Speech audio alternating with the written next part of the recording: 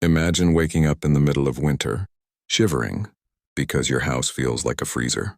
Not because you forgot to pay the bill, but because someone decided to cut off your heat on purpose. That's exactly what happened to me. But what they didn't know was I wasn't going to suffer alone. I live in a neighborhood with a strict HOA. These people act like they own us, deciding what we can and cannot do. I had a small disagreement with them about installing a new fence. I thought it was over, but clearly they wanted revenge. One freezing night, I noticed my heater stopped working. At first, I thought it was a technical issue. But when I checked outside, I found the main gas line to my house had been turned off and sealed with a lock.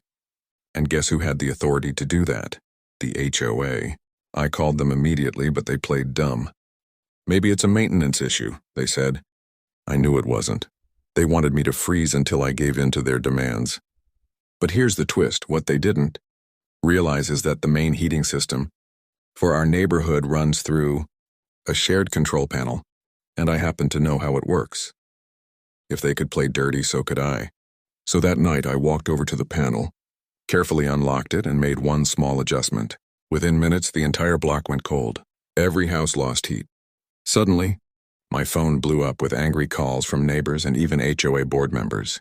They demanded I fix it immediately, but I told them, funny, I thought this was just a maintenance issue.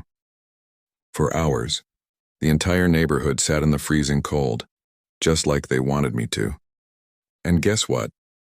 By morning, the HOA begged me to come to a peaceful agreement. Not only did they restore my heat permanently, but they also backed off from harassing me about the fence.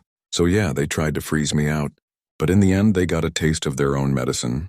Sometimes, the best way to deal with bullies is to let them feel exactly what they put you through. If you enjoyed this story, make sure to hit that like button, subscribe for more insane HOA revenge stories, and tell me in the comments, what would you have done if your heat got turned off?